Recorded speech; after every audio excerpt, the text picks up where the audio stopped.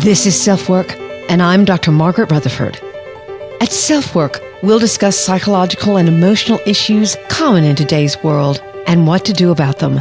I'm Dr. Margaret, and SelfWork is a podcast dedicated to you taking just a few minutes today for your own self-work.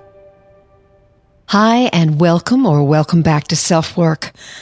I'm Dr. Margaret Rutherford, and I'm a clinical psychologist out of Fayetteville, Arkansas.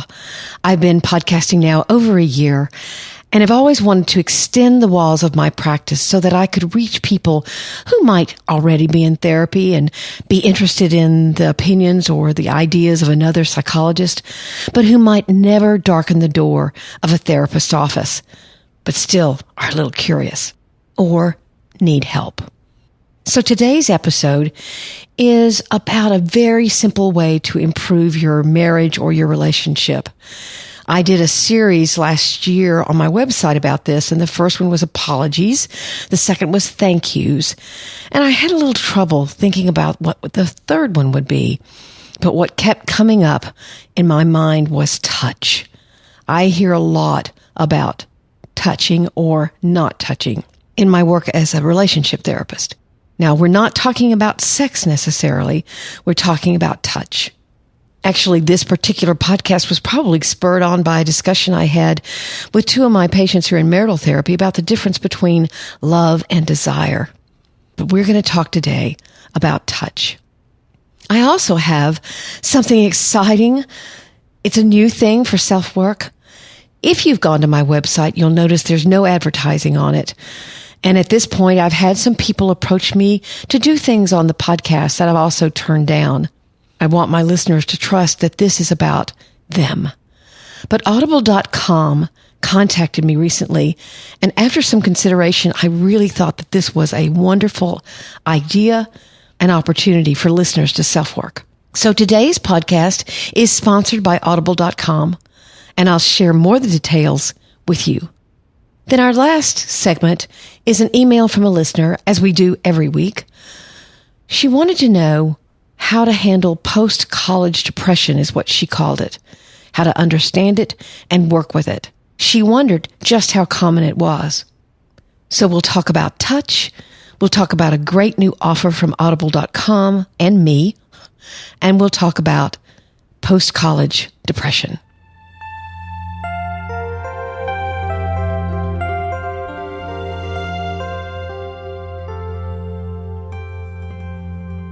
Fairly recently, I can't quite remember how long ago it was, I did a series on my website, drmargaretrutherford.com, on simple ways to improve your marriage or your relationship.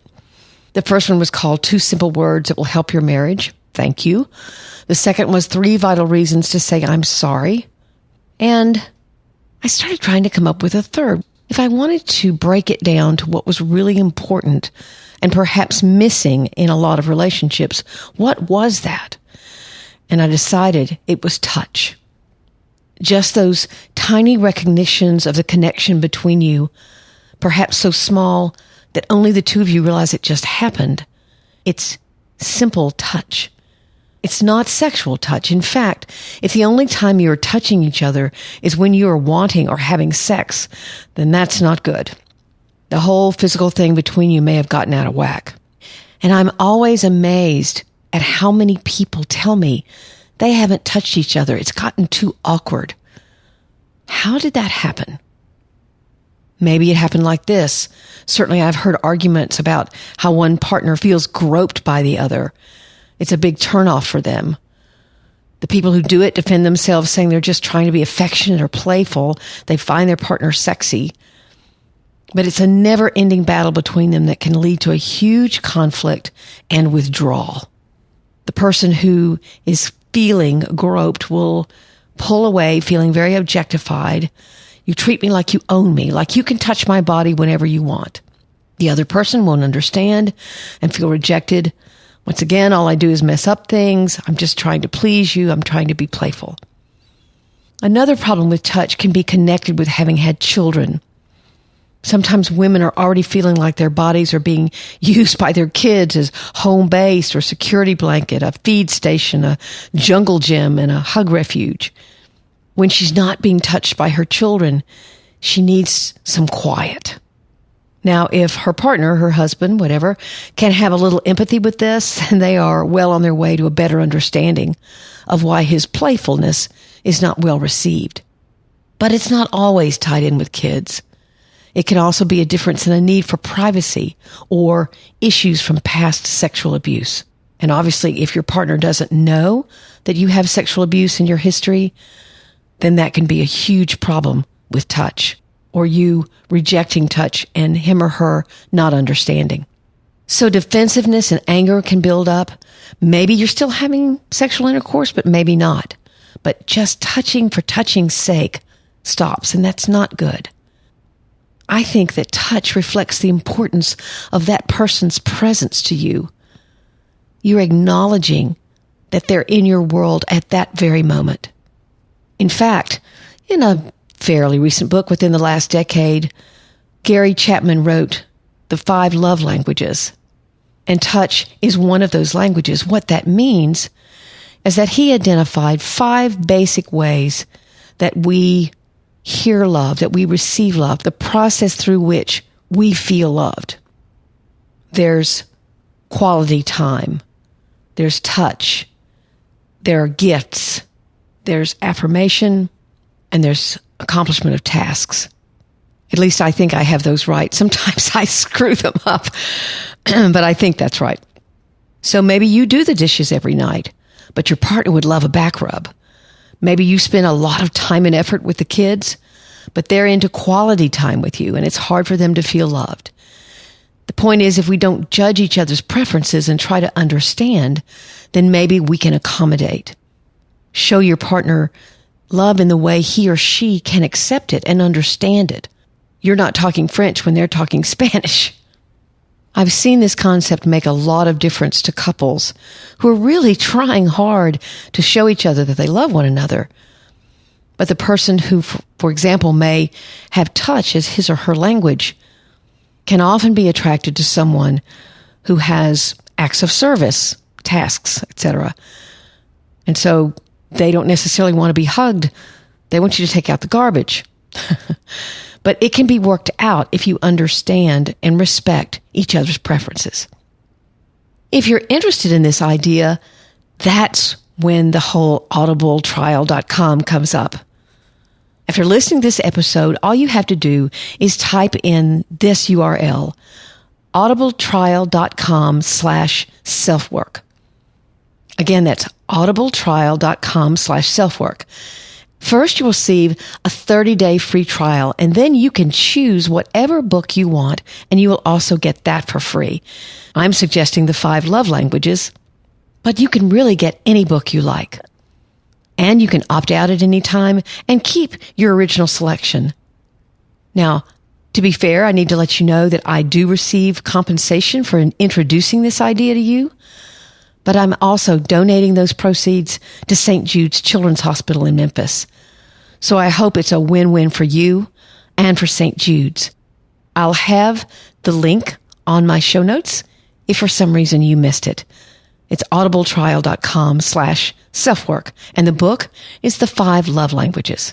Again, just my recommendation. Now I want to get back to touch, one of those 5 love languages. Widowers tell me what they miss a lot is being touched. They miss those little daily reminders of being significant in someone's life. I myself, personally, don't want to take that for granted. You know, Pat Love, who's author of the book Hot Monogamy, also a really good book to think about for audiobooks, she recommends to her patients that they try to always connect through touch when they're either entering or leaving each other. I've taken her advice. I usually get up way before my husband in the morning, but as I'm leaving the very dark room, stumbling around, I reach up and I just pull the covers around him. He usually has them thrown off, and I just touch him lightly. It's my way of acknowledging that we've been together, and now I'm leaving. But you know, things get in the way. The dog is yapping. You're hungry. Your partner's out on the deck watering plants. Then it's time for him to walk the yapping dog and for you to cook. In your own lives, kids may be all over the place. Homework, baths, Facebook you have to check, emails you have to get to. There's definitely some must-see TV, like Downton Abbey or my personal favorite, Wife Swap.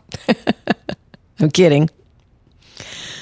So being with your spouse or your partner just a few seconds may tend to take a back seat. I will also share with you, however, that the nights when I do choose to put aside my laptop and take that minute to find my husband wherever he is, put a hand on his shoulder and say, I thought about you today, or how are you doing? How did you handle that meeting? Whatever it is, but I touch him. It's connection. And actually, I think it's priceless in its simplicity. It's an easy way to improve your relationship by just keeping in touch. I wrote this as a footnote to the post I wrote on my website. I said, some things are just synergistic. I was sitting in the Dallas airport as I wrote part of this post. In front of me was a couple, and they looked like they were maybe in their 60s, both reading newspapers, sitting a seat apart from each other. But she had her leg propped up in the empty seat. He was rubbing her ankle and patting it from time to time. She just smiled at him. I think it made my point. Or you know what? Maybe it was irritating to her. I don't know. But it was still connection. Maybe you should try it out. Just a simple touch.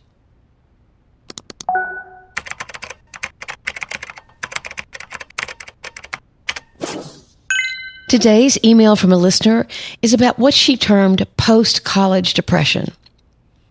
Dear Dr. Margaret, I am new to the podcast world, and I found your podcast channel over a couple of months ago, and they have really helped me, especially the ones about perfectly hidden depression and about when a friendship ends. Even podcasts that you have that I didn't think I would relate to, I could take something away from it. So thank you. And I appreciate that. Anyway, I'm writing about something I think every college graduate experiences, post-college depression. I know I've graduated college a little more than a year ago, and I've moved back home. Even though I have great relationships in my life and have been highly successful with my career since graduating, I've experienced extreme mood swings. For my 4 years of college, I really found myself. My self-esteem was at an all-time high. I was studying what I loved and had a great group of friends. Now I have a lot of crying spells and feel cynical. I feel I've tried so many things to try to get myself out of this funk, like seeing a counselor and joining an exercise group. I understand not every day will be the best, but when I have my down days, I feel the lowest of low. I miss my old self, my way of life, my independence, and the sense I had a plan. There is so much more I could tell you, but it's hard to explain without getting lengthy. I would love to hear your thoughts about post-college depression. And thank you again for all your podcasts. What a great way to get introduced into the podcast world. Such a nice email. I appreciate that. And thank you for your comments. It's a young listener from New York. So I respond to her. First, thank you for your kind words. And I'm delighted the podcast is helpful to you. My own son is 23 and has talked about all the adjustments and sense of loss he's experienced since graduating. College provides a structure for relationships. Friends doing approximately the same thing at the same time and in the same place. Those friends are readily available. The working world does none of that. And I think it's a huge transition to make, even if you are quote unquote successful. Feeling as if you don't have a plan? That's another clue that as long as you were in school, that plan didn't have to be self-created. It was provided for you. It's hard to learn to set it all up for yourself. Plus, you don't have anyone evaluating you at every step of the way, which can feel welcome, but also a little lost. I remember, for example, when I got out of graduate school, I missed all that supervision I'd gotten, although I'd moaned about it while it was going on. I felt a little lost as well without it. I'm also interested in why you've moved back home, perhaps a financial decision. That could be part of the problem, especially as you say you miss your independence. And I must also say and remind you that the mid-20s are the time that many psychological diagnoses tend to emerge, like depression or anxiety. So I don't know if there's mental illness in your family, but you might want to take that into consideration. If perfectly hidden depression is something that you've identified with, you might also have had some issues from your past that you've stuck away somewhere, that college was a distraction from, that need your attention and healing. When your life opens up a bit or isn't so busy, feelings and experiences from the past can be waiting for you. You're obviously doing good things, exercising and talking to a therapist, but something's trying to get your attention. It may not be welcome, but it's important. Please keep searching for answers. You've just gotten started with your life, and it sounds as if you have the energy and insight to be happy and productive. It may take you a little while to figure it out, but hang in there. And please take whatever depression you have seriously. I thought this was an interesting email, and I'm sure there are a lot of people who get out of college and have trouble making that transition. In fact, I know I've had other patients with this same thing. It can even start their senior year where they get highly anxious about trying to provide that structure for themselves, as I've said. And then frequently, if their parents have been helicopter parents, they really have an issue because it's now, quote unquote, time for them to take over their own lives, and they don't really know how to do it. So it's nothing to be ashamed of. Any transition is hard. Even positive stress is stress. So learning how to handle it, asking for support from the people who love you, and allowing yourself to have some time to grow into your new life. That's what's important. Thanks so much for the question.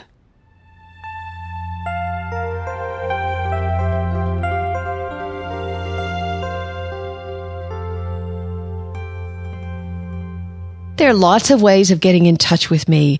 My website, which I mentioned before, is drmargaretrutherford.com.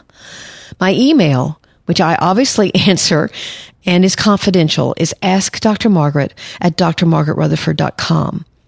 Several of you have written to me about what you'd like to hear about.